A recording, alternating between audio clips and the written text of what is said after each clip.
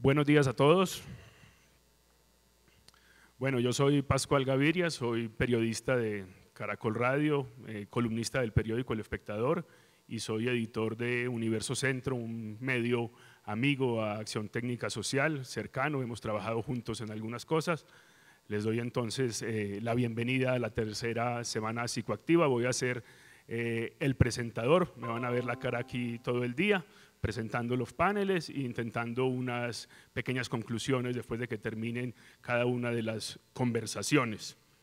Creo que lo primero es darle agradecimientos a todos, a los asistentes, a ustedes que están acá, a los organizadores, a quienes van a ser oradores en estos 2 días, a los panelistas. Creo que estos espacios de discusión son bastante importantes, sobre todo en Colombia, un país que ha estado en el centro del debate de las drogas durante los últimos 40 años. Sin duda hemos sido protagonistas en el mercado, en la violencia, en la corrupción al Estado y a la sociedad que trae el narcotráfico, por supuesto en la iconografía inevitable que se va creando alrededor del tema y últimamente en la ficción también, que nos inunda vía pantallas, en series y en películas. En ocasiones parece que no avanzamos en este tema, ya que tenemos unas leyes de drogas, un estatuto de drogas que tiene más de 30 años, la Ley 30 del 86. En la campaña presidencial, el candidato que lidera las encuestas nos ha puesto a debatir otra vez una sentencia que va a cumplir 25 años, la sentencia de la Corte sobre dosis personal. De otro lado, uno de los cabecillas de la guerrilla recién desmovilizada parece repetir las palabras de los extraditables en los años 80, parece decir que prefiere una tumba en Colombia a una cárcel en los Estados Unidos, y tenemos a un guerrillero de 27 años que ha puesto en jaque a la región de Nariño y que ha puesto en jaque de alguna manera también procesos de paz que creímos nos iban a dar un respiro. Por eso hay veces hay cierto pesimismo en todo esto, pero de otro lado también vemos cosas distintas y esperamos que acá haya discusiones y hechos distintos. Por ejemplo, esta semana se presentó a los congresistas de Colombia recomendaciones para una reforma política de drogas. Se han venido presentando también informes para uso alternativo de la coca y paralelo a esta semana hay un congreso de la industria canábica. Así que lo que queremos es que haya voces más informadas, voces más flexibles, que le gane de alguna manera el diálogo al discurso populista y a los prejuicios. Voy a invitar entonces a que usen el hashtag numeral semana SPA, semana SPA 2018-2018 para sus comentarios en redes, y le doy la bienvenida a Julián Quintero, el director ejecutivo de Acción Técnica Social, para que oficialmente abra el asunto y comencemos la discusión. Espero disfruten y espero esto sea fructífero. Muchas gracias, Pascual. Bueno, muchas gracias. Buenos días al panel. Muchas gracias a todos ustedes por estar acá. Simplemente, soy malo improvisando, tenía un corto saludo y creo que en principio agradecer mucho a los panelistas que durante estos 2 días asumieron el riesgo de estar en un debate abierto sobre reforma de política de drogas, a quienes nos ayudaron, a quienes hicieron posible este evento, porque como en las mejores épocas de la universidad es un evento completamente autogestionado que responde también a la colaboración y a la fuerza de muchas ONGs nacionales e internacionales, y también a las instituciones y a los profesionales que vienen y están acá y nos reconocen como pares y que podemos aportar un diálogo. Exactamente hace 3 años, hoy 19 de abril, abríamos el noticiero más visto en Bogotá, donde decían que promovíamos el consumo de drogas, y ahora estamos abriendo nuestra 7ª u 8ª conferencia de drogas, donde damos respuestas diferentes al mismo problema. Conferencias donde fuimos pioneros en hablar de marihuana medicinal, jeringas para quienes inyectaban, análisis de sustancias para quienes consumían, arte y audiovisuales para quienes querían hablar de otra manera de regular las sustancias, cosas de las que hoy en día casi todos están hablando y ya no hay tanto pudor. Muchas gracias a esa nueva generación que le está apostando de otra manera a hacer las cosas. Como sociedad civil vemos cómo pasan los funcionarios a veces y los empresarios que se apropian de lo que proponemos, pero también a veces estamos nosotros aquí y seguimos resistiendo. Creo que hay 2 grandes ausentes en este escenario que nos sigue preocupando, y definitivamente Bogotá y Medellín, que algún día se llamaron innovadoras y vanguardistas, hoy no tienen mucho nuevo que mostrar. Insistir en tratamientos que violan los derechos humanos para vender más medicamentos o sacarle los recursos al sistema de salud para derribar barrios enteros, para atomizar el consumo por las ciudades, no tiene nada de nuevo. Aquí falta también la industria del cannabis, que se aprovechó de manera muy astuta del trabajo y el desgaste del activismo, que visibilizó su lucha para luego desmascarse de manera muy sutil para dejar de ser humanos y volverse empresarios. En este evento, este es un evento para el fortalecimiento de la sociedad civil, y así como hemos hecho tantos eventos para el fortalecimiento de la institucionalidad y hemos hecho trabajos y talleres para poder trabajar juntos, esta vez nos queríamos reunir la sociedad civil para fortalecernos nosotros. Entonces, agradecemos muy fuertemente a las organizaciones que nos apoyaron, agradecemos a quienes hicieron esto posible, y bueno, aquí estamos. De ATS para ustedes y para el mundo, y con mucho amor, bienvenidos. Venga, présteme, esa es la mía.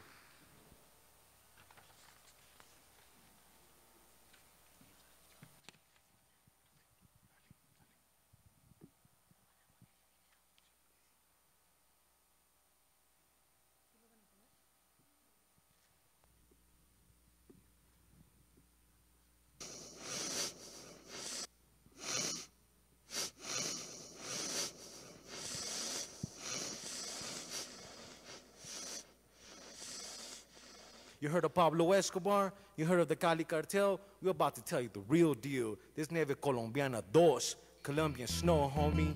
Act like you know, son.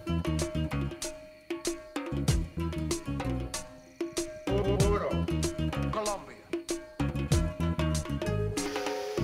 Cocaine business around the fucking world. The Colombian cartel y su drug control. Una historia que jamás tendrá final. Muchos lo creyeron cuando cayó Escobar y Leder, Ochoa, Ojuela y Gacha. Más de un 50 ya que se despacha. Donde hay demanda, ahí está el lema. Cristalina pura, sigue el problema. Petróleo blanco, con billete verde. La DEA contrarresta, pero muchos se les mete. Muchas probando, siguen reprochando. Colombia como siempre le sigue exportando. Carteles planeando sus nuevos asaltos. Contenedores llenos, chicando el barco. Nueva estrategia, ruta y aliación. Es la nieve de Colombia, una nueva versión. Cocaína, cocaína, cocaína, cocaína, cocaína, cocaína. Porque la cocaína es la bomba atómica de Latinoamérica. Sí, somos el primer país productor de cocaína del mundo. Cocaína del mundo. Mira cómo tengo las manos de tanto raspar coca, compadre.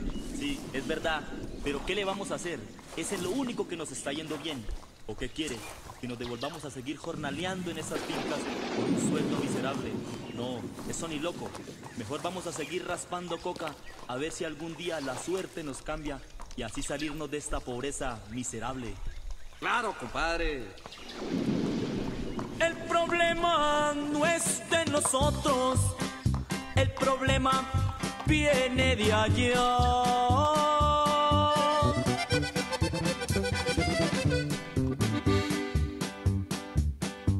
Nosotros la cultivamos y al extranjero llega a parar. Los gringos se la meten al cerebro.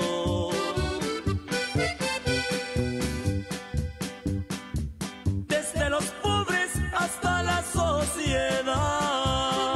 Que mientras no se le apunte a la pobreza interna que hay aquí, creo que los campesinos vamos a seguir sembrando la coca. En Antioquia todos conocen las inversiones en el campo de la industria, en el campo de la ganadería y en el campo de la construcción. ¿Pero usted puede asegurar que su dinero nunca ha tenido vinculación con el narcotráfico? Siempre he asegurado que mi dinero no tiene vínculos con el narcotráfico. La captura de Leder significa una batalla ganada, pero la lucha contra el narcotráfico continúa y no se podrá ganar la guerra en tanto sigue existiendo mercado para la droga. Viví en la calle pidiendo limosna. También robaba para alimentarme. Busqué a mis padres y no los encontraba.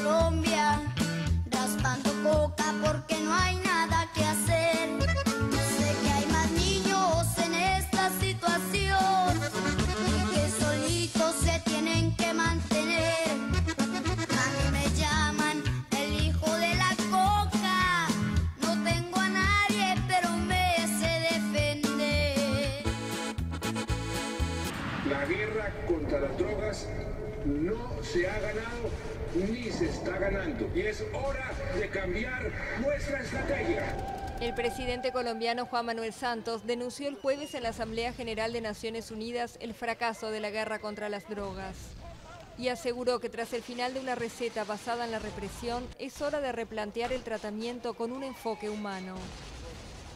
Sigue pendiente reconocer que las medidas represivas han recaído de maneras desequilibradas sobre los eslabones más débiles de la cadena del narcotráfico. Los pequeños cultivadores, las llamadas mulas y los consumidores llenan las prisiones alrededor del mundo. Amor, yo quiero una fiestica pues así. Qué rico, esos videos que suben, mera fiesta, full farra, no, taque, taraque, taque. Guaro, perico, popper, tú sí sexo.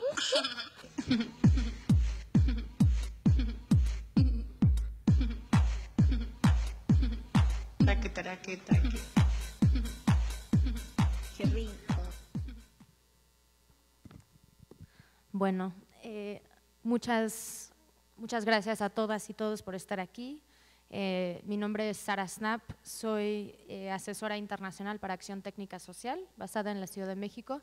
Estoy muy emocionada de estar aquí moderando este panel con unos panelistas de lujo, donde realmente podemos empezar a hablar.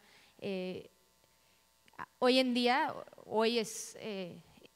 hace 2 años era la UNGAS 2016, justo esta semana. Entonces es una semana muy propicia para hablar de nuevo de drogas, de cómo hemos avanzado en estas reformas, de cómo no hemos avanzado, qué nos falta y realmente empezar a plantear propuestas.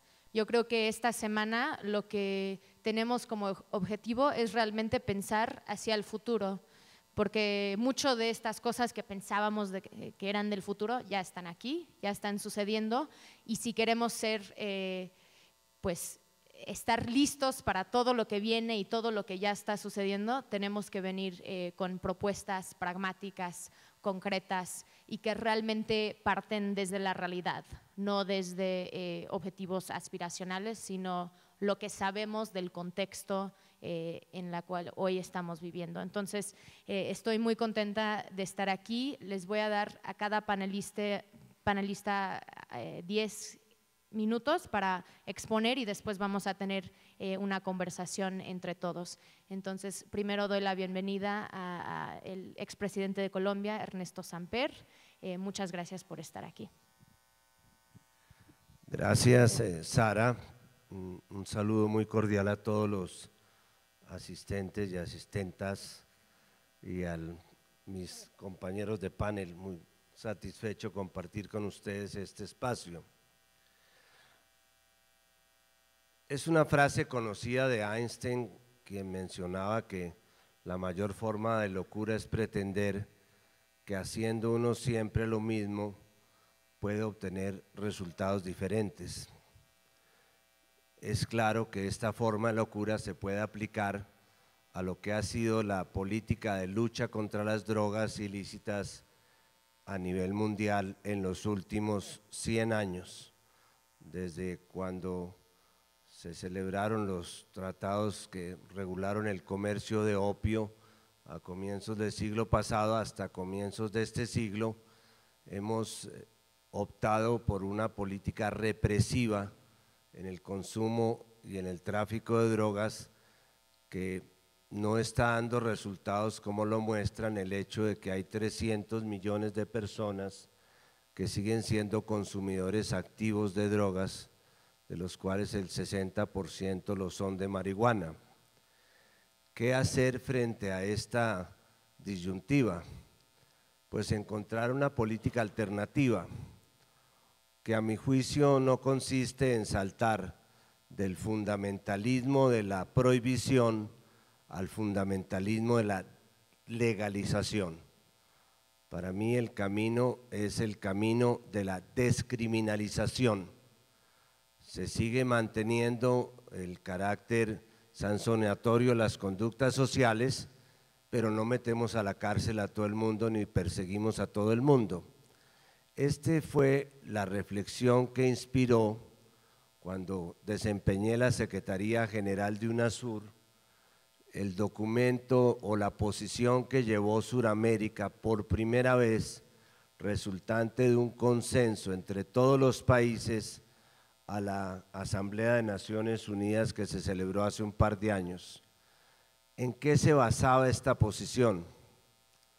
En una afirmación muy sencilla. No podemos seguir, y la frase nos la robó el presidente Santos en el video, no podemos seguir siendo duros con los débiles y débiles con los duros. No podemos seguir trasladando a los sectores, a los eslabones más débiles de la cadena del narcotráfico, la responsabilidad de lo que está ocurriendo con el tráfico de drogas, mientras que somos relativamente laxos con los sectores más duros. Dicho en términos concretos, no podemos seguir metiendo a la cárcel a los consumidores, a los campesinos cultivadores de coca, a las pequeñas mulas portadores de la droga, aún a los microtraficantes, mientras que ni siquiera nos hemos puesto de acuerdo en unos sistemas conjuntos de persecución de lavado de activos, de control de precursores químicos o de simple persecución de las organizaciones criminales que hacen las grandes utilidades. A partir de esta reflexión, nosotros enmarcamos lo que debe ser una política alternativa en dos conceptos fundamentales. Primero, hay que regresar al tratamiento de la lucha contra las drogas ilícitas a su concepto original, y es que drogas ilícitas son aquellas que hacen daño a la salud pública. O sea, el concepto de salud pública que enmarque la definición entre lo que son drogas permitidas y no permitidas, porque hoy día lo que hay es drogas prohibidas y drogas no prohibidas, y lo difícil no es entrar a la lista de las drogas prohibidas, que es facilísimo, hay 2000 sustancias prohibidas, sino sacar una sustancia de la lista, porque hay toda una estructura de poder alrededor de la prohibición que, como en la Inquisición, dice que está bendito y que está maldito. Y lo segundo es que ningún instrumento de lucha internacional contra las drogas puede pasar por encima de los derechos humanos. Los tratados sobre derechos humanos son el marco que le da un contexto y que le debe dar un contexto a la aplicación de las políticas de lucha represiva o fiscalizadora contra las drogas. ¿Y por qué el documento sale de Sudamérica? Porque aquí en esta región se están cocinando, de hecho, las grandes revisiones de la política internacional de drogas que tenemos desde hace un siglo. Miren ustedes el caso de Uruguay con la legalización de la marihuana, el caso de Bolivia con la lucha que ha librado para que se acepte el consumo ancestral de la coca en las poblaciones originarias. Miren ustedes lo que está haciendo Chile, que era un país bastante de derecha, sobre el tema del consumo medicinal de la marihuana y permitir los cultivos del mismo. Miren ustedes lo que pasó en la propuesta de Guatemala para hacer un cambio fundamental y salvar a Centroamérica de las mafias mexicanas y norteamericanas. Y para no ir más lejos, miren lo que pasó en Estados Unidos, donde ya hay 5 estados que han legalizado totalmente la marihuana y hay 23 estados que permiten su uso medicinal, que es una manera disfrazada de permitir la legalización de la marihuana, como todos pensamos que es el primer paso que hay que dar para una nueva política. Y termino dentro de estos ejemplos con el caso de lo que está pasando en Colombia, con el tema de los cultivos ilícitos. Yo no sé cuál es la noción que haya en Colombia sobre el concepto, y lo digo con todo el respeto de un viceministro que representa al Estado, cuál es la idea que hay sobre el Estado. Pero la verdad es que los acuerdos que se suscribieron en La Habana en materia de lucha contra el narcotráfico y que se circunscribían a cambiar la política de erradicación forzosa y de fumigación aérea violenta para acabar los cultivos por una política de sustitución social y voluntaria de los mismos. Fue una política firmada por el gobierno de Colombia en La Habana a nombre del Estado colombiano y que ha sido desmontada, que trata de ser desmontada en esta como en otros campos mucho más significativos como la justicia transicional o por la Corte o por la Fiscalía. Aquí parece que las entidades del Estado no pensaran que forman parte del mismo Estado que firmó los acuerdos de La Habana. Y el tema de los cultivos ilícitos es particularmente grave en este momento. ¿Por qué? Porque a mi juicio lo que inundó este país de cultivos ilícitos no fue simplemente la voluntad criminal de los campesinos de sembrar coca, sino el Plan Colombia que de alguna manera, al erradicar de forma violenta los cultivos y al agregarle la fumigación aérea con Paraquat, que ahora se está tratando de reinventar con drones, como si los drones no fueran aviones. Mañana nos van a decir que van a fumigar en cometa y van a pensar que no produce daños ambientales. Tanto daño ambiental produce un dron como un aparato los que fumigaban los cultivos ilícitos. Repito, eso fue lo que llevó a que en el país hiciera metástasis los cultivos ilícitos. El gobierno dice, bueno, ya no más, vamos a hacer una sustitución voluntaria, que demora, por supuesto, muchísimo más que meter un batallón a erradicar un cultivo. Y cuando ya hemos identificado 50.000 familias que dicen que estarían dispuestas a sustituir 24.000, 28.000 hectáreas certificadas, entonces metemos a la fuerza pública para que erradique de manera violenta en la misma zona.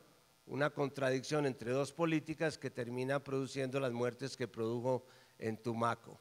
Por eso este proyecto de ley que está a consideración del Congreso para criminalizar a un grupo de campesinos, inclusive de manera retroactiva, que tengan más de 1.7 hectáreas sembradas de coca, es un proyecto que representa un paso hacia atrás en lo que nosotros habíamos venido avanzando.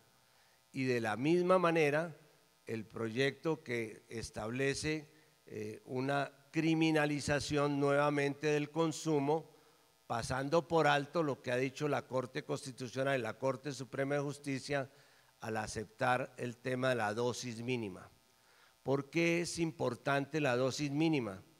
De que a una persona no la puedan meter a la cárcel si lleva 22 gramos de marihuana o 1 gramo de cocaína, porque establece una diferencia entre el consumidor y el microtraficante, porque reconoce el derecho y la libertad que tiene el ciudadano a consumir drogas, así sean nocivas para su salud, hasta determinadas cantidades, que es lo que determinó la Corte Constitucional. Pues bien, el proyecto que hay para eliminar la dosis es una regresión en lo que habíamos avanzado, porque simplemente le deja a la policía la decisión sobre quién es y quién no es un microtraficante, y este es un paso que se dio en Ecuador y en otros países con nefastos resultados,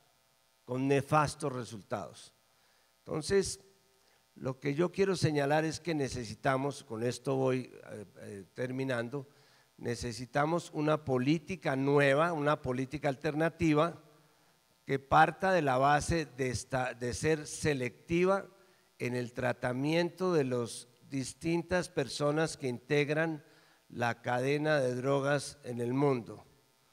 Primero, distinguir entre lo que es un campesino del Putumayo que está válidamente tratando de sobrevivir con la coca porque no hay ningún otro producto que le permita vivir dignamente, de lo que es un gran cultivo en el Guaviare, lo que es un gran cultivo comercial de cocaína, de marihuana o de amapola.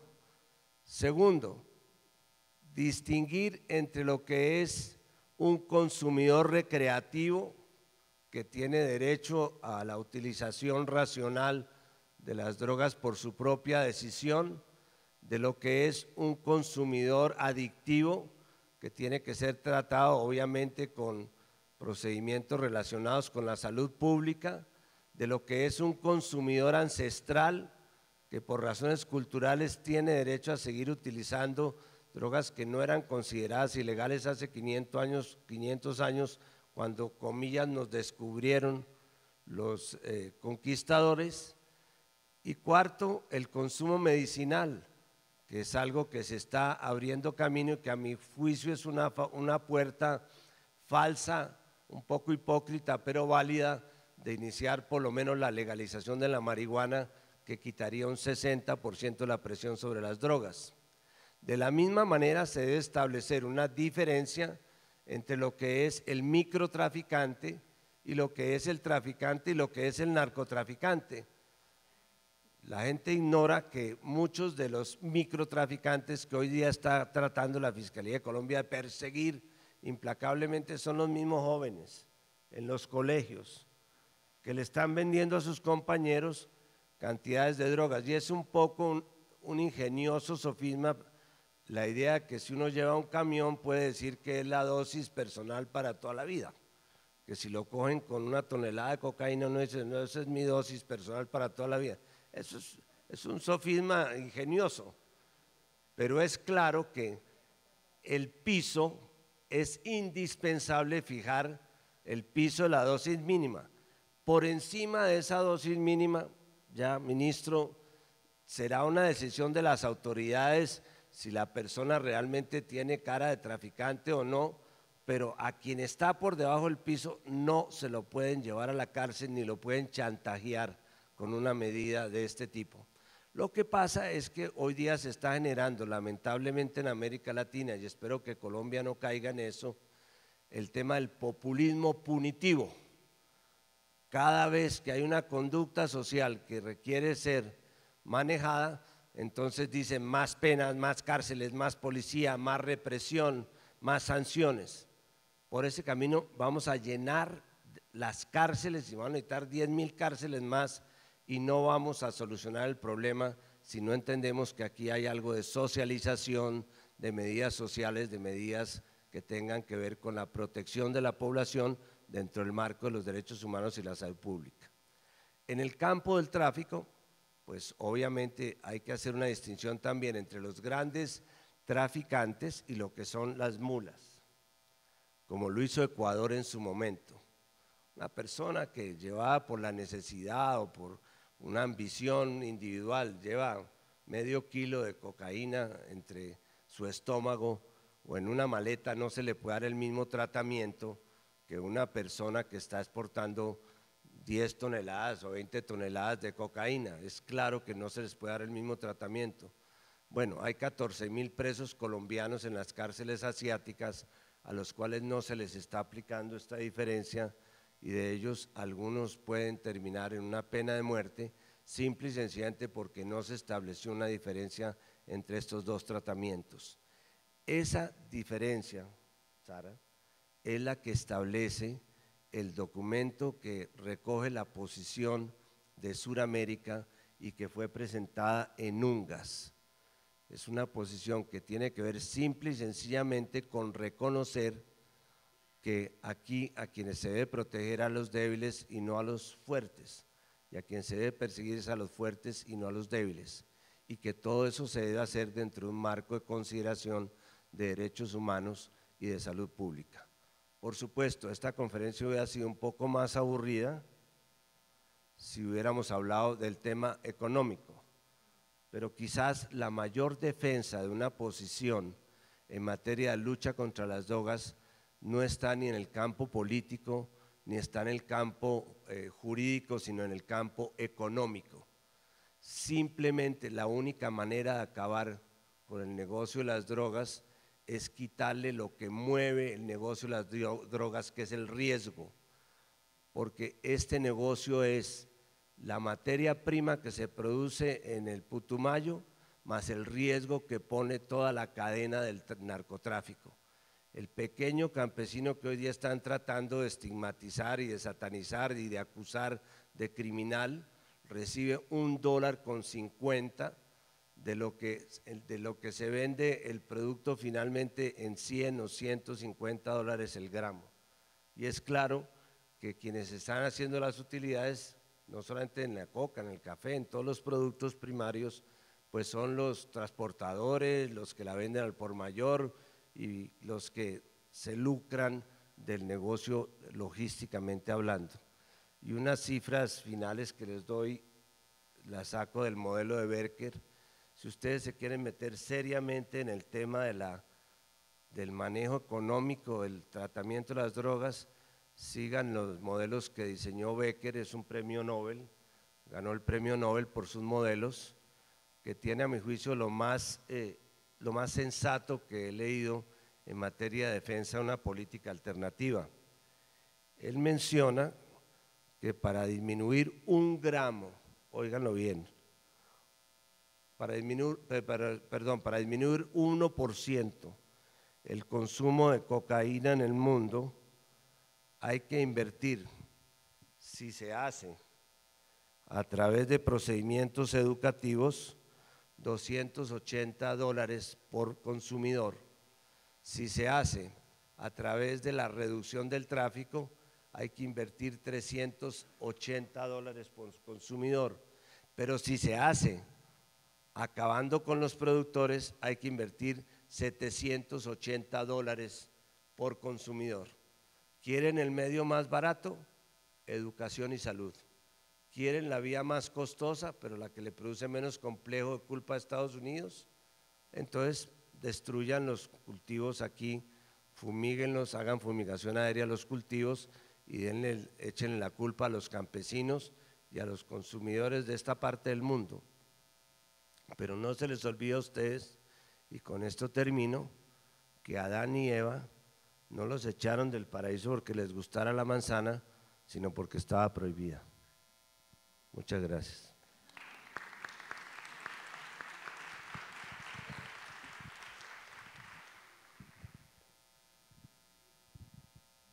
Muchísimas gracias. Creo que nos dio una idea de cómo vamos en la región y también aquí en Colombia, y unas propuestas muy claras de cómo podría ser mejor. Creo que algo que hemos escuchado mucho en los foros internacionales es el tema de la descriminalización y la importancia de eso, pero justo lo que menciona sobre la necesidad de pensar en los campesinos y en la cadena de producción y cómo se va dejando los ingresos de esa cadena de producción debe de ser distribuido de una manera mejor, y es algo que tenemos que trabajar para que los países que producen estas plantas puede ser parte de su desarrollo económico y no un desgaste, y eso es algo que en México también estamos intentando impulsar, y creo que parte de la iniciativa y la ley sobre cannabis medicinal y la posibilidad de exportar cannabis medicinal al resto del mundo es un paso importante que Colombia está reconociendo y tomando. Ahora paso la palabra al viceministro de Política Criminal y Justicia Restaurativa del Ministerio de Justicia aquí de Colombia, Carlos Medina. Muchas gracias por estar aquí. Bienvenido. Gracias, Sara. Un saludo muy especial a todos los presentes, al panel. Agradezco mucho la invitación y el espacio que nos abren con Julián hace varios meses. Cuando nos planteó la posibilidad de estar aquí sentados, pues no dudamos en aprovecharla. Este tipo de escenarios enriquecen mucho la manera como nosotros absorbemos información y cómo nos relacionamos con todo este movimiento, sobre todo de organizaciones sociales valientes que han estado hombro a hombro con el gobierno colombiano en los últimos años, promoviendo una discusión, un debate, una revisión de lo que ha sido tradicionalmente la política de drogas y promoviendo la adopción de unas nuevas perspectivas y de unas nuevas visiones para poder hacerle frente a un problema que realmente lo es como tal. El haber centrado las políticas en los últimos años en el ser humano, en los derechos humanos aquí en Colombia, con hechos que son evidentes, que son probables, haber desarrollado políticas de reducción del daño en el país, en distintas ciudades, haber promovido, como le estamos haciendo, tribunales de tratamiento de drogas, como le estamos haciendo en Medellín con los jóvenes del sistema de responsabilidad penal adolescente, haber promovido toda una discusión y un debate alrededor de la responsabilidad de los actores en la cadena del narcotráfico. Creo que nos dejan a nosotros decir que hemos sido coherentes entre la discusión que se abrió, que se llevó hasta Naciones Unidas, y lo que estamos haciendo aquí en el país. No estamos por un lado diciendo algo y por el otro lado aplicando algo diferente. En la pasada comisión de drogas, creo que lo hablábamos ahorita en el camerino, fue evidente la molestia de los países que tradicionalmente han postulado políticas de drogas inmóviles, que querían regresar hace 2 meses a las pretensiones del 2009, donde se buscaba un mundo sin drogas, un mundo sin consumo, y una línea gruesa y crecida y fuerte liderada por Colombia, que se paró de forma valiente a decir que era capaz de romper el consenso, liderado por nuestros amigos de la Cancillería colombiana, consenso que nunca se había roto, nunca se ha roto, de hecho todavía en el marco de la Comisión de Drogas, sí era necesario para poder seguir avanzando y no echar para atrás en esa apertura que se ha generado en la discusión sobre la forma como se debe abordar el problema de drogas en el mundo. Eso es un primer elemento que quiero dejar sentado en términos de la coherencia entre lo que se ha dicho y lo que se ha hecho en el país. Quisiera también plantear un elemento que para nosotros en el gobierno ha sido difícil de superar y hemos hecho grandes esfuerzos para avanzar, y es la manera como ciertas cosas y ciertos conceptos se confunden y nos han llevado en un momento determinado a tener dificultades para plantear políticas públicas, no solamente en materia de drogas, sino por ejemplo en materia de política criminal. Confundir la seguridad ciudadana con la política criminal es una de las cosas que más daño nos han hecho. De ahí sale y surge el discurso del populismo punitivo. La reacción, la respuesta que se busca frente a problemas que se plantean de seguridad ciudadana terminan derivando en una afectación de la política criminal que termina sí o sí afectando a una serie de actores que están involucrados, en este caso por el escenario que nos reúne, por ejemplo con el tema de drogas. Eso nos ha llevado a escenarios absurdos, no es que vayamos a caer, expresidente, en ese riesgo, es que caímos en ese riesgo desde hace más de 20 años, venimos registrando nosotros unos comportamientos en materia de política criminal ridículos que nos llevaron a tener cerca de 24.000 personas en nuestras cárceles intramurales por delitos relacionados con porte de estupefacientes que no superaban más de 250 gramos, donde más de la mitad de ellos lo que estaban cargando era marihuana, eslabones pequeños de la cadena. Más de casi 4.000 mujeres en cárceles nuestras por ser correos humanos de drogas. Y así podría dar otros datos. Fíjese que lo de los pequeños cultivadores y lo de los campesinos no es de esa magnitud. En este país no se ha llegado a la condena de más de 50 campesinos con condenas menores por el tema de cultivos ilícitos, y ahí hay una lógica que tal vez pueda abordar aprovechando sus comentarios para poder profundizar un poquito en ese asunto.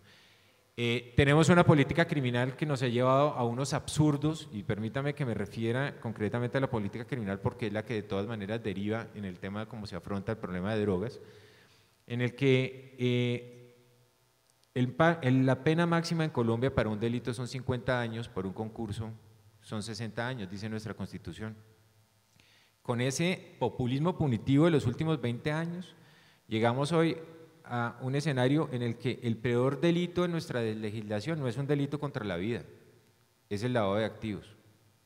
Y es un lavado de activos que si le aplicamos todas las circunstancias de agravación punitiva podría llegar a 110 años de aplicación de pena. Y el cuarto delito, porque los otros 3 primeros son económicos, es el genocidio. O sea, esa es la ridiculez de una política criminal montada de manera reactiva, reaccionaria, que eso también ha repercutido en lo que han sido nuestras políticas de drogas. Y transformar eso nos ha tomado tiempo, nos ha tomado esfuerzo, profundos debates institucionales. En la institucionalidad ustedes saben que se encuentran posiciones totalmente opuestas sobre la forma como se afronta una política criminal, hay posiciones todavía que son populistas, carceleras, otra que este gobierno ha liderado en los últimos años con resultados importantísimos que nos dan la posibilidad de demostrar que ha tenido un impacto positivo. El hacinamiento en nuestras cárceles hace 4 años era del 57%, estamos en el 45% en este momento. Ese es un resultado contundente y ahí, en la mitad de todo esto, está involucrada y está metida la política de drogas de nuestro país. El gobierno y el Ministerio de Justicia en particular ha hecho un esfuerzo gigantesco por invitar a la institucionalidad nacional a que enfoquen sus esfuerzos de manera diferenciada. Nos costó mucho tiempo y mucho esfuerzo tratar de convencer a nuestra fuerza pública de la necesidad de enfocar el esfuerzo del músculo del aparato del Estado hacia los escenarios de producción y transformación gruesos de las sustancias como la cocaína o la heroína. Es decir, nuestro énfasis era, teníamos que intervenir, si se trata de hacer interdicción, porque hay que hacer interdicción, la fábrica. Y de ahí para atrás, el tratamiento y la intervención frente a los demás eslabones tendría que ser diferenciado. No hemos estado de acuerdo desde el Ministerio de Justicia nunca, lo hemos dicho en todos los escenarios, nos ha costado sangre, con la erradicación forzosa. Y no solamente por el hecho de que implica una intervención desproporcionada ya en el campo, sino porque también para la fuerza pública es un sacrificio innecesario, y para presentación del Estado en relación con los pequeños cultivadores o con los eslabones pequeños de la cadena de narcotráfico es innecesario y es torpe. Y en ese sentido llego a otro de los elementos que yo creo que hay que revisar en términos de cómo se confunden y se mezclan conceptos, así como el de seguridad ciudadana y el de política criminal. Hay un elemento que nosotros tenemos que ir superando con mayor énfasis y tiene que ver con las expectativas de los llamados aliados nuestros en relación con nuestros resultados en materia de lucha de drogas en el país. Porque cuando damos grandes pasos hacia una orilla que nos muestra una realidad distinta y que nos va llevando a superar eventualmente alguna problemática, de pronto por el afán de una presión, de atender una presión sobre el tema de los resultados y el desborde de una problemática que tal vez no supimos planear de otra manera, podemos estar regresando a la aplicación de métodos como la erradicación manual forzosa, que insisto, no es realmente uno de los más eficaces. Creemos nosotros, y siempre lo hemos dicho, y en esto ya contamos con digamos, la coincidencia de la Fuerza Pública y de la Policía Nacional, que hay que intervenir los cristalizaderos en Colombia, y de ahí para adelante la intervención del músculo del Estado es donde se tiene que ver. De ahí para atrás la intervención es de otro carácter. De ahí para atrás la intervención es social, la intervención es voluntaria, la intervención es con sustitución, la intervención es con inversión. Ese tipo de intervención, la conjugación de las dos, pensaríamos nosotros, y lo voy a plantear como lo he planteado en distintos escenarios, pretendería reversar la forma como el problema de la producción de cocaína llegó en los 80s a Colombia. A nosotros nos llega primero el cristalizadero, y pegado al cristalizadero una lógica de producción nos llega la materia prima, que es el cultivo. Hasta ese momento nosotros importábamos la base. Si nosotros generamos un proceso intenso de expulsión de la fábrica de la cocaína de nuestro país, lo que va a pasar, porque el problema es ingenuo pretender que el problema se le va a arreglar al mundo, es que seguramente la infraestructura se va a instalar en otras partes del planeta y pronto en la región. Ahí Colombia tendrá que estar presta para brindar la cooperación del caso para los países que lo requieran, pero tenemos que pensar en cómo arreglamos el problema nosotros, y no lo hemos hecho históricamente. Y tenemos una oportunidad de hacerlo, y es expulsando el tema de la fábrica, el asunto de la producción industrial de nuestro país, y atacando los eslabones fuertes de la cadena de narcotráfico con el músculo del Estado, no aplicando el músculo del Estado a los eslabones débiles de la cadena. Para terminar, tal vez vale la pena hacer una referencia a la perspectiva del gobierno en relación con el proyecto de ley de los pequeños cultivadores. Es un proyecto que finalmente se radica.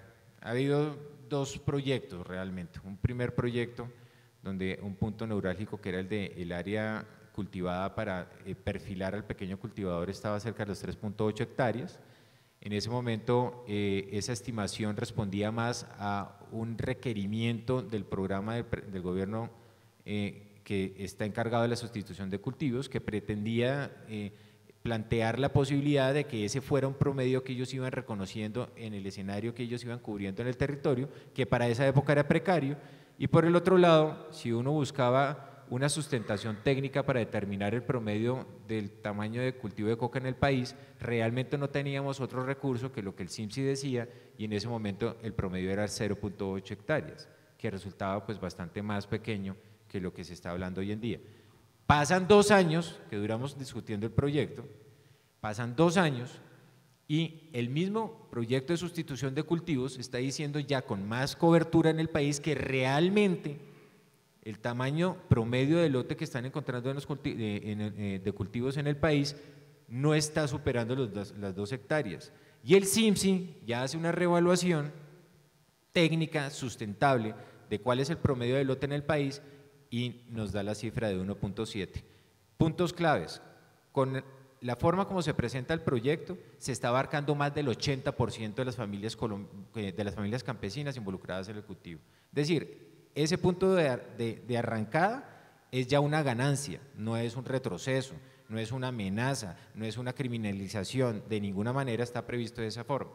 Ya ahí hay una entrada para el tratamiento diferencial de los pequeños cultivadores que les da la oportunidad de no ser judicializados, y estos 80% puede estar significando que estamos hablando más o menos de unas 350.000 personas que no tienen que ser imputadas y a las que no se les abre proceso y se les abre un tratamiento diferente.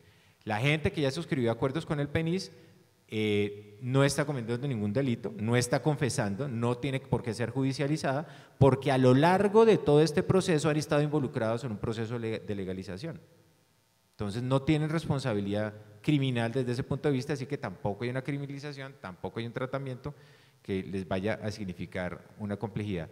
Hemos tenido discusiones con la COCAM profundas, donde el mensaje nuestro ha sido: no pretendan abarcar todo, porque dejamos por fuera más del 80% de los beneficiarios y de pronto nos quedamos sin nada, y creemos que este proyecto puede ser un buen punto de partida que puede cambiar en el curso en el proceso que surta su trámite por el Congreso, subir el hectareaje, involucrar otro tipo de actores de la cadena, eso es posible que pase, pero no es, digamos, de cara a lo que se planteaba una contradicción entre lo que hemos dicho y lo que se suscribió en los acuerdos y la posibilidad de cumplirlos como lo venimos haciendo.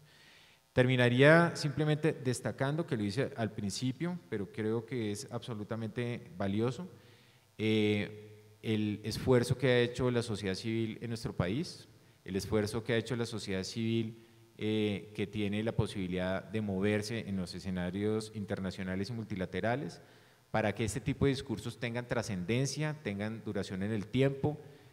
Todos nosotros somos conscientes que este tipo de transformaciones toman mucho tiempo, son duras, siempre vamos a encarar y a encontrar discursos regresivos desde nuestro punto de vista, regresivos, desde el punto de vista de quienes lo plantean no son regresivos.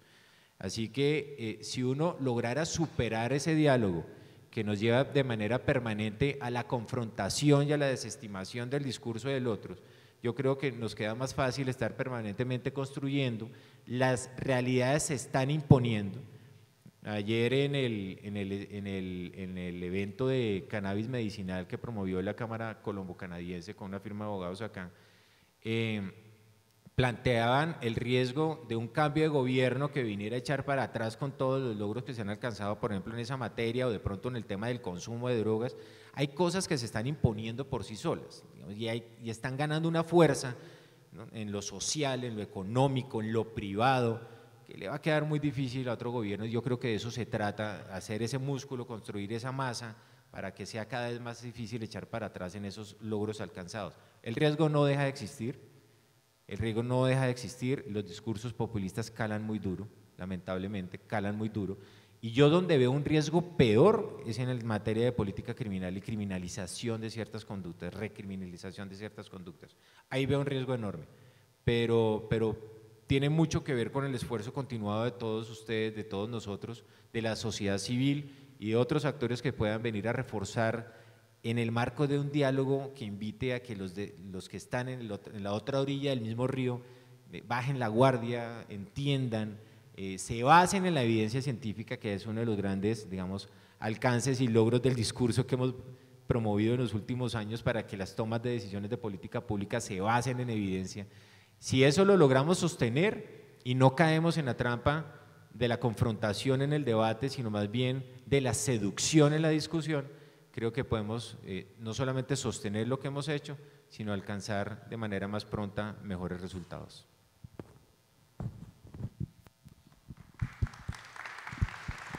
Muchas gracias. Creo que Colombia ha sido uno de los países en los foros internacionales más coherentes entre cómo implementar las recomendaciones de UNGAS a un nivel nacional y local, y realmente de defender todo lo que se ganó en ese espacio. Y creo que entonces está perfecto que ahora vamos con la presentación de Anne Fordham. Ella es la directora del Consorcio Internacional de Política de Drogas, basada en Londres, y creo que nos va a poder cerrar este segmento sobre todo el tema internacional. Muchas gracias y bienvenida. Y va a ser en inglés, entonces si no hablan inglés, traductores. Thank you very much, Zara, and thank you for the invitation to be here, also from ATS and from Julian. It's really a pleasure to be back in Colombia. Colombia is a country that's very close to my heart. I came in 2013 for the first time, and I've been back every single year since, and I'm very pleased to be back again. I really feel very happy when I'm here, and also happy to be here at this conference on this incredibly distinguished panel, but also to have the opportunity to discuss and debate with all of you where drug policies will go next, because as I will show in my presentation, I think we have reached a watershed moment in many ways, and as it has been noted previously, Colombia has shown incredible leadership at the global level in pushing that debate forward, and so it's important to think now what comes next, and you'll see why I've put in my title there around post-drug-free. What is that going to mean? But also post-UNGAS, and I'll explain UNGAS. The UNGAS means the UN General Assembly Special Sessions on Drugs. Took place in 2016, in fact, and exactly 2 years ago, I was just reminded by Zara to the day of today. It was April 2016. So post-UNGAS, where are we? And what do we do as we need to think about moving away from the idea of drug-free goals or a drug-free world? Just to say, oh, sorry, my slides. One word about IDPC. So IDPC is a global network. We're around 175 now, NGOs from 60 countries from all regions of the world.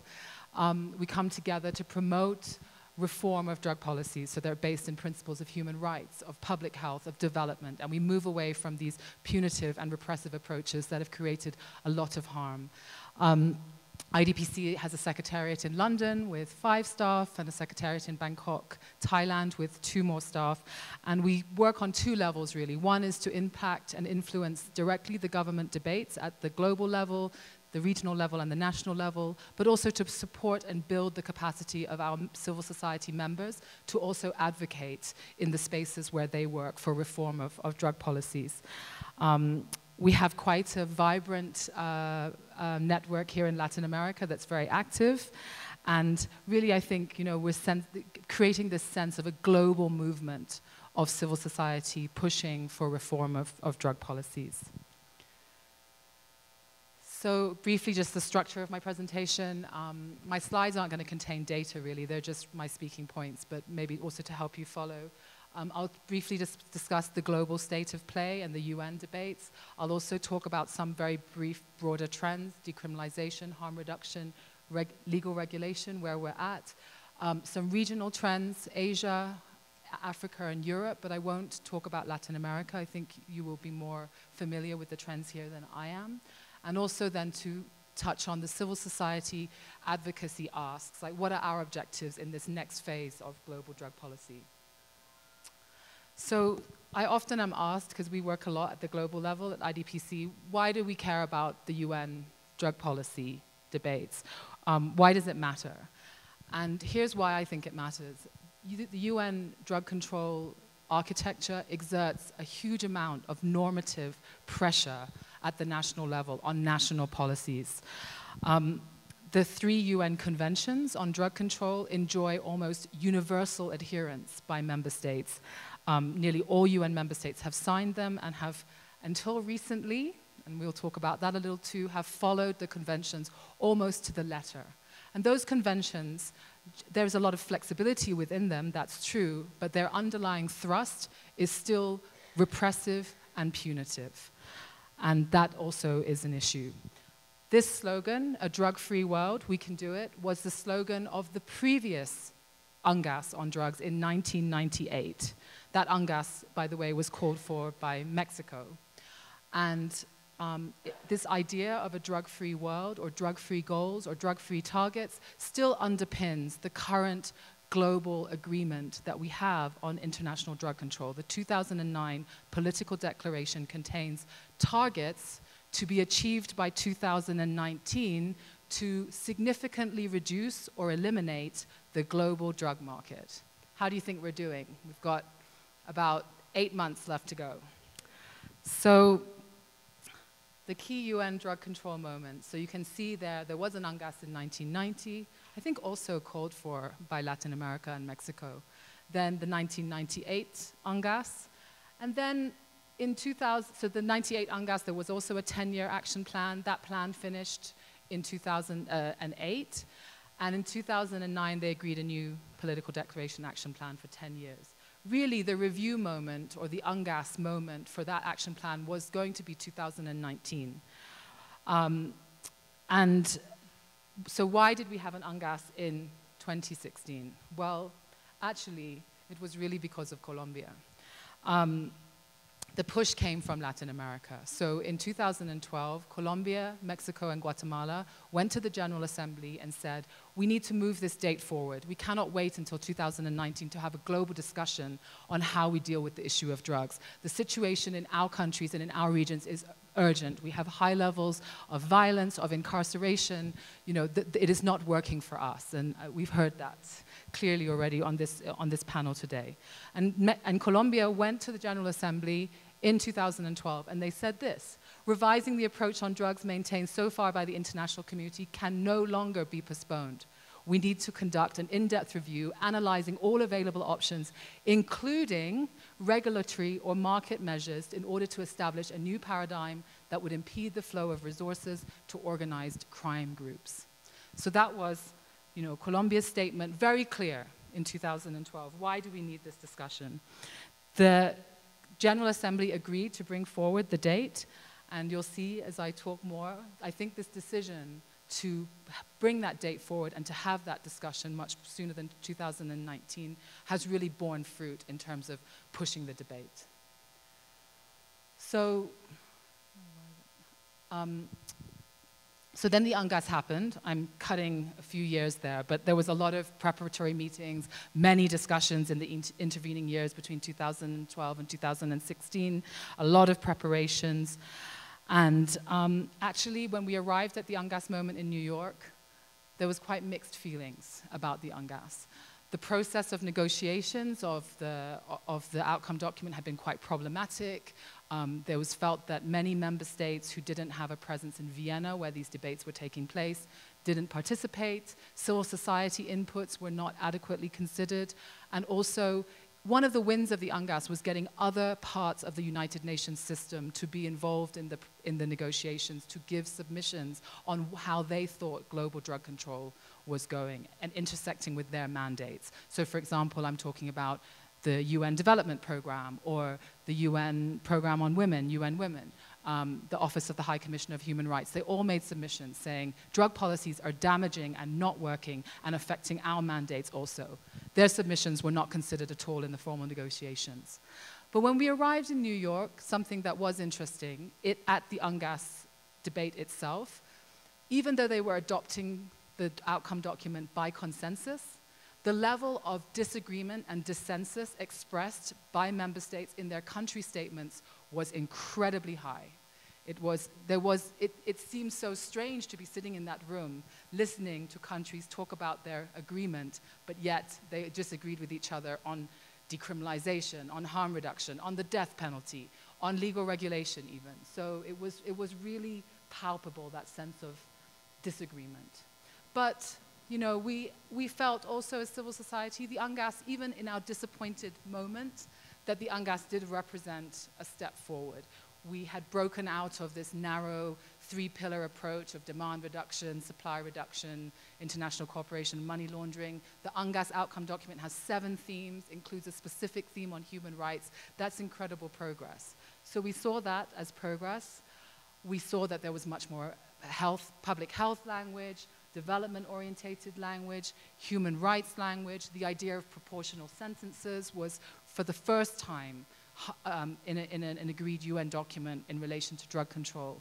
There was strong alignment with the Sustainable Development Goals as well, and this idea of coordination across the UN family. So there was progress, and I would say the civil society voices, even though in the formal settings were not heard, the momentum created by the UNGAS was strong, and reform-orientated messaging coming from civil society at the global level dominates the narrative even today, and that's important. And then, just to explain something very strange that happened after the UNGAS, because in those first 6 months after UNGAS, I think, you know, the countries that had called for it, the EU, there was disappointment. We didn't get enough. We didn't get agreement to abolish the death penalty. We didn't go far enough on human rights. We didn't get specific mention of harm reduction. There was, you know, the fight had been brutal. But then, when they were negotiating a new document at the General Assembly, every year there's an omnibus resolution, it was interesting because Russia and friends, China, Iran, Pakistan, Egypt, suddenly started to talk as though they wished the UNGAS had never happened. They didn't want to refer to the UNGAS outcome document, they only wanted to refer to 2009. And that was suddenly very interesting for us, because if Russia hates it, then I think we love it, right? Like, it was just an eye-opener. So we reviewed the document again, and we were like, yes, we've made massive progress. And that's why they are angry. They don't like the progress. They want to go backwards. And so that brings us kind of where we are up to now. We are in a process now where the current global plan, the 2009 Political Declaration Action Plan, ends in less than 1 year. Member states should be enacting a process of evaluation and review. Did we achieve the goals we set in 2009? What is the progress we have made towards them? And I think it's very difficult for them to do that. There has been no agreement of a review process, really. And I put this up because in 2008, so ahead of the 2009 agreement, Mr. Costa, the previous executive director of the UN Office of Drugs and Crime, basically talked about the fact that a new approach was needed, that the system had failed and that had created several negative unintended consequences. He talked about the criminal black market. He talked about the stigmatization and marginalization of drug users, over-incarceration, you know, geographical displacement, the balloon effect. When you suppress drugs in one country or region, it just starts to increase production in another country or region. We cannot fight this market in the way that we've been doing it. But 10 years later, and you read Mr. Costa's document from 2008, and it's really, he could be writing that, we could be writing that document now, and it would still be as relevant today, which is somewhat depressing. So, the Vice Minister referred to the just previous session of the CND. It just happened just over a month ago in Vienna. This was the moment when member states were to negotiate now the process for the review of 2009 and also what will happen in 2019. So how it will look. There will be a ministerial segment in Vienna. It won't be an UNGAS in New York. And how will that shape of that meeting be? This should be a simple, straightforward, procedural resolution to be negotiated. This resolution was negotiated prior to the CND already for 1 month in Vienna, and member states could not agree on the text. And they could not agree on the review process. They could not agree on what the outcome document in 2019 will be. So the current plan ends. Will there be a new plan? No one could agree.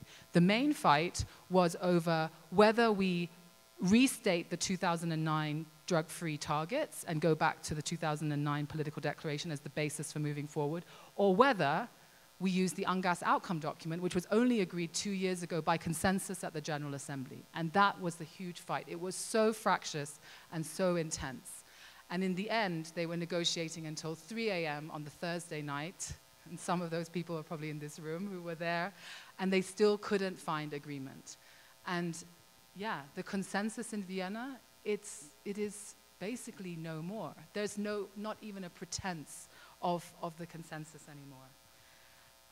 So the pressure now builds towards 2009. The pressure builds on the global drug control system and this approach that we've had already for 50 years. The progressive member states, Colombia, Mexico, the European Union, Norway, Switzerland, those countries are in the stronger position now. It was the first time we heard in Vienna, you know, those countries saying things like, if we don't have an agreement from this CND, or we don't have an agreement from 2019, who cares? We have the UNGAS outcome document. That was amazing for us to hear, because that for the first time, those countries seem that they are united and they are strong in their position, and they're not going to agree to a sham of a consensus. Will we have new global goals and targets? I'm not sure. The human rights dimension, and I'll come back to this in a moment, was more visible than ever and more central to the discussion than ever. And actually 1 week after the CND, there was a resolution agreed at the Human Rights Council, only the second ever resolution agreed at the Human Rights Council, for the Office of the High Commissioner on Human Rights to do a report on the current state of drug policy and human rights around the world and submit that ahead of the 2019 moment. On cannabis, the World Health Organization will review cannabis, its medical and scientific and therapeutical use this year, in fact 1 month from now in Geneva, for the first time in history. That's going to happen. Cannabis has never been reviewed in this systematic way by the World Health Organization. This is exciting and, you know, could have an impact on the discussion. Sorry, Zara, am I like out of time? So anyway, my consensus is no more slide. That's a picture of the CND. But it's, yeah, it's shifting things. So very briefly on the trends. Decriminalization, we've talked about that briefly. You know, it's not a new development, decriminalization. Countries have been decriminalizing the use and possession of personal use for drugs, I think since the 70s, if not before. Some countries never criminalized, like Uruguay and Spain. I include there, Ireland is, the bottom of my slides are missing, but Ireland and Norway are in discussions right now of moving towards decriminalization. It says the United States there, just for US colleagues to know, then in brackets it says at state level. And I understood from the release report, this excellent report from our colleagues in the UK release, describes all the decriminalization practices around the world. But as has already been touched on, decriminalization does not go far enough. And I think even though it's a red line for us as civil society, as IDPC, to say countries must decriminalize, we know that it doesn't solve the problem of the market. And therefore, we have to have a discussion about legal regulation, because many of the problems that we see, particularly in this region and this country, are related to the rest of the market, not only the consumption side. And the consumption side, this is about not punishing consumers, and of course, they should not be punished. Harm reduction, also still lots of challenges around fully implementing harm reduction. It has been accepted in terms of a response to HIV and injecting drug use at the global level, but that the implementation is still poor. HIV rates amongst people who inject drugs around the world is still increasing, even though, you know, we have accepted that needle and syringe programming is important, for example. And the challenges are at the sort of more innovative end for harm reduction. So the idea of drug consumption rooms or safe injection sites, which now in response to the overdose crisis we're seeing in North America are incredibly important. That is still quite challenging for many governments to accept that intervention. And then also, I know you had a workshop yesterday on drug checking. Although drug checking, the experience is growing, there are many more countries where NGOs in particular, civil society is leading on this. It's still not accepted or discussed, for example, at the Commission on Narcotic Drugs in Vienna. So harm reduction is still important, and we really have to keep pushing for this discussion of broadening out harm reduction. It's not, you know, we haven't beaten the HIV epidemic even, but we also have to discuss harm reduction in the context of all types of drug use. And then on cannabis regulation, I won't say much about this. Many of you know already, Uruguay is regulating cannabis and went first. The US is now, yeah, I'm nearly done. And the US obviously has been regulating at state level. Canada is about to move forward very, very soon, and their Senate has been instituting a series of discussions on how they deal with the international treaty framework. In Asia, so my regional overview, Asia is a very challenging place to work on drug policy. There are some advances in harm reduction, but there's also incredibly punitive approaches like compulsory drug detention for drug users. They still retain the drug-free target within their regional strategy of ASEAN. And Duterte of the Philippines continues his very murderous war on drugs, of which estimates place around 20,000 people have been killed extrajudicially for suspected involvement in the drug trade. Some reforms happened post-UNGAS, actually, in Thailand. They did a drug law reform review, and also in Myanmar. And then Malaysia removed the mandatory death sentence for drug trafficking. So, you know, it's not mandatory. There's some discussion in the court now. I guess that's progress. Africa is also interesting. There's some growing interest. There's some drug law reform processes taking place in Ghana as a notable example. Morocco is also reviewing their cannabis policy, which I think is quite interesting. There is a lively debate, actually, in Africa emerging as well. And then Europe, it's kind of a mixed bag, I think. We would hope for more progress. EU, the European Union, is very strong in the global debates on human rights, for example. We never had the problems of the sharpest edges of the drug war that you see in Latin America. But still, we could do a lot more. Overdose rates are still high in many countries of the European Union, for example. But the EU will not agree to more drug-free goals at the global level, and I think that's important as a bloc of 28 countries. So finally, civil society. Here's some lovely people who met a few months ago in Berlin. Some of you recognize them, to discuss what does civil society want in this next phase as we move towards 2019. And these are the kind of IDPC network asks. One, no more drug-free targets. And I think that's the real genuine opportunity now to move away from those global goals that contain any idea of elimination and eradication, because that has created so much harm. Reflect the broader goals of the UN, health, human rights, peace and security. None of this will come as a surprise to you. Really try to reflect the realities on the ground. So things are happening, things are changing. You know, legal regulation is being discussed, especially vis-a-vis cannabis. How do we incorporate that into the global discussion and the debate? And obviously, end punitive approaches, you know, and repressive measures that is just causing harm and violations of rights. I just wanted to say that the human rights wedge is incredibly important. This is the Secretary General of the United Nations, Antonio Guterres. It was really important that he came out and said that we had to examine the effectiveness of the war on drugs and its implications for human rights. But this is the kind of challenge that we still face in the Philippines. And this was a statement from Duterte: if you know of any addicts, go and kill them yourself, as getting their parents to do it would be too painful. He actually said this, the president of the Philippines. And this is where the you know, continuing repressive approaches are at their worst. So, yeah, thank you very much. This is our Support Don't Punish campaign. Join the movement and get in touch. Thank you.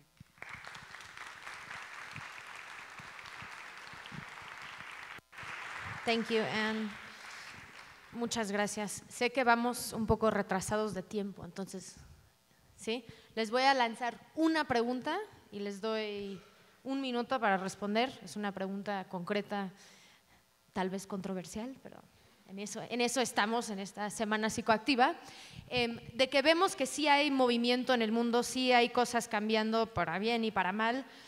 Pensando en Colombia, si creemos que lo más importante es que el gobierno asume el control de alguna medida sobre los mercados de drogas hoy en día ilegales, ¿qué tan pronto creen que podríamos ver una regulación de la cocaína en Colombia o cuáles son los factores necesarios que ustedes identifican para llegar a ese punto, entendiendo que pues lo que sabemos, la mayoría de los cultivos en Colombia están destinados a la cocaína y esa cocaína 95% llega a Estados Unidos para su consumo, más bien 95% de lo que se consume en Estados Unidos viene desde Colombia. Entonces, de que es algo, eso es la realidad hoy en día.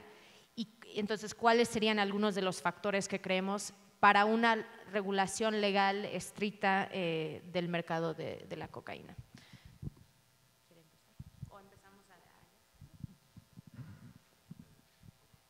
Creo que estamos lejos todavía. Eso es una situación en la que se tiene que llegar involucrando a mucha más gente en el diálogo que los que hemos estado en este tipo de, digamos, de escenarios. Eso no va a ser un asunto que resuelva el Congreso, no lo resuelve un gobierno, no lo resuelve la sociedad civil. Hay que involucrar directamente a las familias, a los colegios. El universo se nos crece mucho en ese debate. Donde hay terreno ganado es en otros escenarios. Creo que un poco optando por la propuesta del expresidente, digamos, hay que ir poco a poco, aprovechando los escenarios ganados, y hay otros en los que pues simple y llanamente no vamos a lograr avances definitivos. Plantear, digamos, un mundo sin drogas, plantear un mundo sin consumo o plantear cómo se le gana la batalla al negocio de las drogas, creo que son planteamientos todos básicamente utópicos. O sea, el escenario real lo vamos a ir reconociendo, pero para llegar allá nos falta todavía bastante por recorrer, creo yo.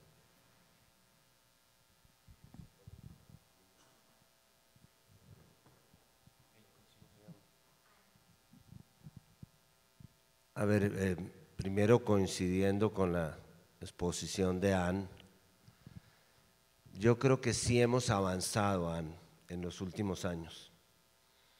Lo que teníamos hace 20 años en términos internacionales, lo que yo vi en UNGAS, en la Asamblea de Naciones Unidas, claro, fue un poco grotesco inclusive el funcionamiento, porque nosotros llegamos, habíamos venido de Viena, éramos 300 personas y el primer orden del día era leer la declaración que nosotros íbamos a aprobar al final de las discusiones.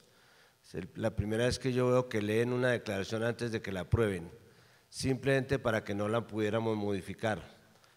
Pero al margen de eso, yo creo que hemos avanzado y hay un concepto mucho más claro de que aquí hay que volver a un tema de salud pública, de respeto de los derechos humanos, y esa es la puerta por la cual nos podemos entrar.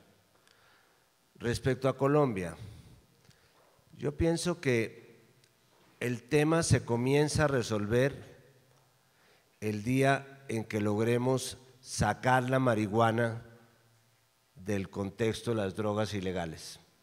Me parece que el primer paso es la legalización de la marihuana, que de hecho ya se está produciendo. Yo creo que el hecho más significativo de lo que ha sucedido en los últimos años fue la decisión de California de legalizar la marihuana, porque eso prácticamente deja a un paso la posibilidad de que a nivel nacional vayan a sacar la marihuana del concepto de drogas ilegales. En Estados Unidos todas las reivindicaciones en materia de derechos civiles empiezan por los estados y terminan en Washington. Así fue el tema de la esclavitud, así fue el tema de las libertades sexuales, comenzaron en los estados y terminaron en Washington. Detrás de esto lo que hay es un problema político. Esta no es una discusión médica, es el interés que tienen algunos países de utilizar la represión de las drogas como un instrumento de intervención en los países. Por eso no hay interés en que cambie la manera, pero si le abrimos el tema a la marihuana, creo que van a quedar las otras drogas, por supuesto, pero va a ser mucho más fácil seguir avanzando en el manejo de las otras drogas. La posición nuestra como Colombia, ojalá nos pudiéramos salir nosotros de este tema rápido, porque claro, es un tema que nos ha satanizado, que nos ha estigmatizado. Hoy día, por ejemplo, el proceso de paz está en vilo por cuenta del narcotráfico y de las intervenciones que se han comenzado a hacer por parte de los Estados Unidos y por parte del propio gobierno colombiano en contra de sus propios acuerdos en materia de cultivos, en materia de persecución de carteles, en materia de cuidar la frontera. Entonces, para nosotros, como para México, esto no es un problema de si las drogas son buenas o malas, sino aquí nos estamos jugando es el Estado de Derecho. Y en ese sentido no es tan sencillo porque aquí hay demasiada complejidad como para que lo reduzcamos simplemente a que le cambien en Ginebra el carácter de droga legal o ilegal a la coca o a cualquier otro producto. Y simplemente anoto que el mercado de las drogas también está cambiando. Hoy día el 35% de las drogas son drogas sintéticas que se producen en los países nórdicos. Quizás cuando los países nórdicos y Estados Unidos se den cuenta de que ellos están produciendo las drogas que antes nos prohibían y van a comenzar ellos a producirlas. Yo no descarto que muy pronto tengamos cigarrillos Marlboro de marihuana aquí en Colombia y entonces nos van a inundar de propagandas diciendo que el Marlboro es bueno porque ya no es tabaco sino es marihuana. Pero eso siempre ha sido así con los imperios. Pero creo que tenemos que ir gradual y selectivamente.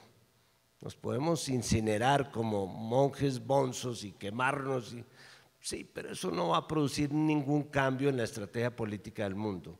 Este es un tema para ir erodando el poder político y eso fue lo que sintieron, con esto termino, en la Asamblea de Naciones Unidas países como China, que tuvo que responder el tema de la pena de muerte, como Rusia, que ha agrupado alrededor de ella a todos los países prohibicionistas del no occidente, que son distintos a los países prohibicionistas de occidente, y ahí creo que vamos erodando poco a poco ese bloque monolítico que obviamente está apoyado en unos fundamentos, comillas, éticos, que son difíciles de cuestionar desde el punto de vista de estos países en desarrollo.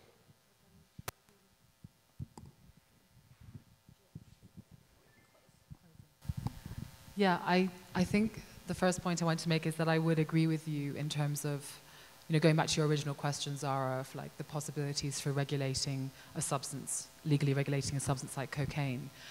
The push now to, especially from a G7 country like Canada, to move towards legal regulation of cannabis, you know, at the national level, is going to create some precedents, right, in terms of, because Canada is taking very seriously the fact that legal regulation of all these substances that are listed in the conventions is not allowed under the treaty regime. So how do they resolve those tensions, and what other possibilities do they have to deal with that international legal challenge in terms of legal regulation of cannabis? And they will start to look at different options that then can provide countries with options for other substances. I mean, even for coca leaf, you know, there's, you know, Bolivia wants to create an international market for coca leaf products. But they have a problem because coca leaf is still prohibited under the UN conventions also, not even just cocaine. So I think there are other discussions that are important that will help to build this discussion of how do we legally regulate a substance like cocaine or even MDMA, which I think has probably a stronger possibility to be the next substance after cannabis. The last point you made around the block and the broken consensus, and I think, I mean, two things on that, and I didn't say in my presentation. One is that the reason why the lack of the broken consensus is important is because, yeah, new ideas, new approaches can emerge when we don't have this sort of blanket enforced silence on the idea that everything is working just fine and we have to continue with prohibition. So that's important.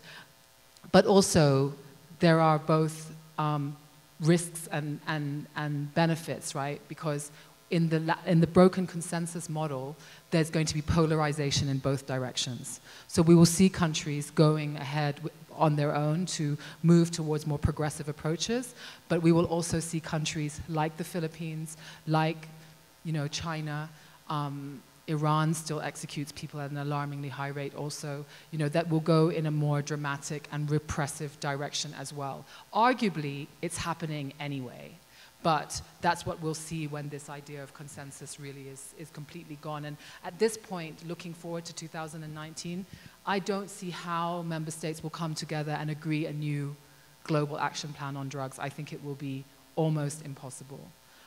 So I don't, I think that has risks and opportunities also. Thanks.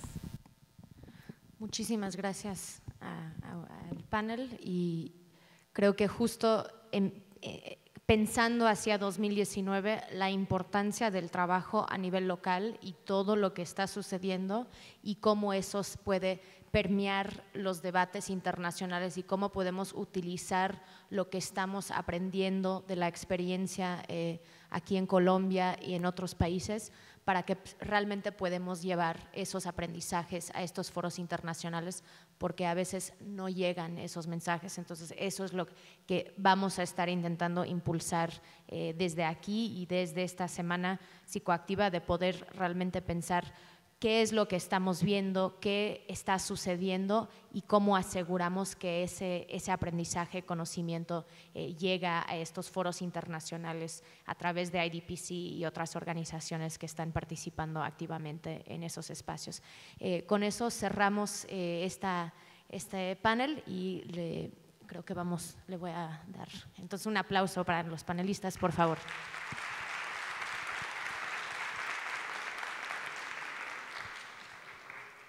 Bueno, solo dos cosas pequeñas, puntuales, para que nos vamos a tomar el café.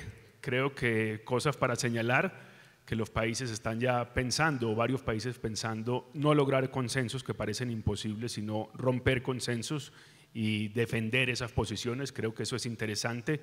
Lo otro para pensar es que si los estados no regulan esos mercados, pues llegarán otros actores a regularlo. Lo estamos viendo en Colombia con el mercado de la cocaína, lo que está pasando con la llegada de los mexicanos. Por ejemplo, en la ciudad de Medellín ya tenemos algunos mexicanos apoyando las bandas más fuertes de la ciudad que controlan, por ejemplo, narcos en el Bajo Cauca, apoyando para tener el suministro de cocaína. O sea que si el Estado no lo logra, pues los narcotraficantes van a ir regulando poco a poco ese mercado. Y pensando un poco en las detenciones de jóvenes que hablaba el viceministro, hay 80.000 detenciones cada año en Colombia por delitos relacionados con drogas. De esas apenas el 25% más o menos terminan en condena y la mitad de ellas son sufridas por jóvenes menores de 25 años. Ahí hay un tema de jóvenes clave en las ciudades, y en el tema de quienes siembran también creo que es un tema de jóvenes. Dice el gobierno que el 41% de las personas inscritas en el PENIS de las familias son jóvenes menores de 19 años. Así que no es solamente lo que pasa en las ciudades, sino lo que pasa donde se siembra la coca, donde tenemos que estar mirando oportunidades e intentar sacar a los jóvenes de ese mercado. Lo dejamos ahí, vamos a tomarnos el café. Les decimos a quienes estén interesados en el documento de que hablamos ahora, hecho por 10 organizaciones para congresistas y candidatos sobre políticas efectivas que se pueden implementar en Colombia para el tema de drogas. Se va a entregar el documento en el Salón Alterno 3, en la planta baja, si lo quieren recoger, y en 15 minutos empezamos entonces más o menos con el otro panel de la prohibición al progreso, regulación de la marihuana para el bienestar social. Muchas gracias y gracias a los panelistas.